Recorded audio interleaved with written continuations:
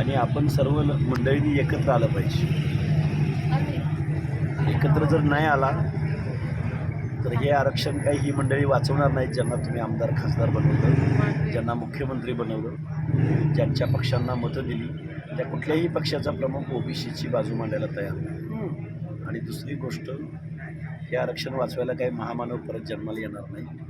तुम्हालाच रस्त्यावर उतरून ही हक्क अधिकाराची लढाई लढावी लागेल. सामान्य माणसांचं घरदार, संसार, कपडे लत्ते, पोरं बाळं, संसार, व्यवसाय ह्याच्या पलीकडे जाऊन पैसा आला म्हणजे सर्व आलं असं नाही. पैसा काही टिकून राहत नाही, पण मान सन्मान इज्जत आपले हक्क अधिकार जे डॉक्टर बाबासाहेब आंबेडकरांनी आपल्याला दिलेत, ते जर टिकवायचे असतील तर तुम्हाला रस्त्यावर उतरावं लागेल.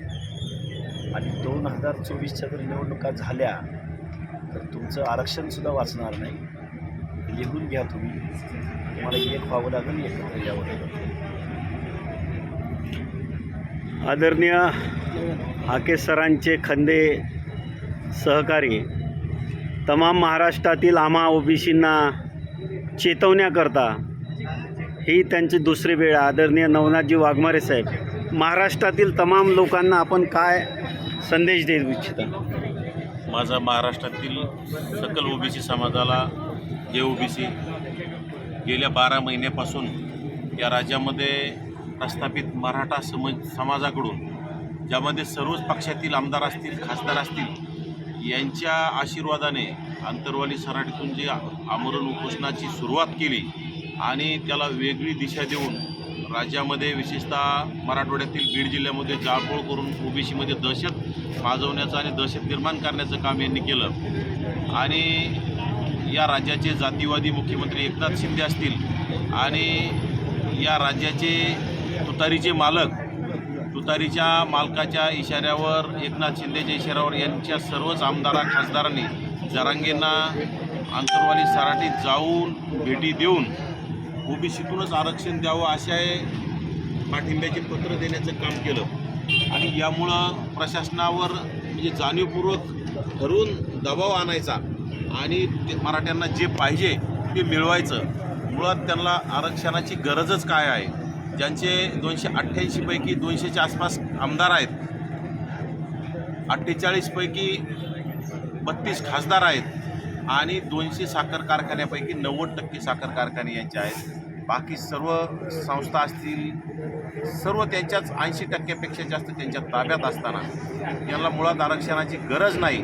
आणि त्यांना तरीसुद्धा केंद्र सरकार असेल, राज्य सरकार असेल, EWSमधून त्यांना आरक्षण दिलं गेलं होतं, SCBCमधून त्यांना आरक्षण दिलं गेलं होतं आणि त्यांना ओपनमधून सुद्धा राखीव जागाच असल्यासारखं एक त्यांच्यासाठी हक्काचं ओपन राहते, ज्यामध्ये ओबीसी गेलं, SC ST गेल्याच्या नंतर ओपनच्या जागा राहतात, त्यांच्यासाठीच राखीव राहतात.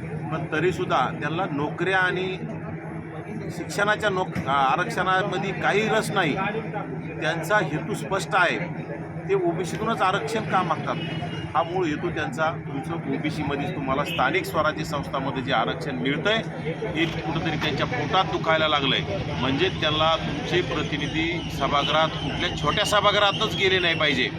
त्यामुळं त्यांनी हे राज्यातली सर्वच प्रस्थापित मंडळीनं हे षडयंत्र निर्माण केलं आहे. त्यासाठी आपल्याला आता जागं झालं पाहिजे. वेळ कमी आहे.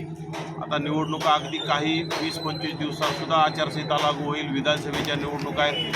त्यामुळं हे आपलं आता राज्य सरकारमधील जबाबदार काही मंत्र्यांनी हैदराबाद गॅजेट लागू करण्याची भाषा केली. पाठीमागं सगळ्या सोयऱ्यांचा अध्यादेश काढू अशी भाषा केली.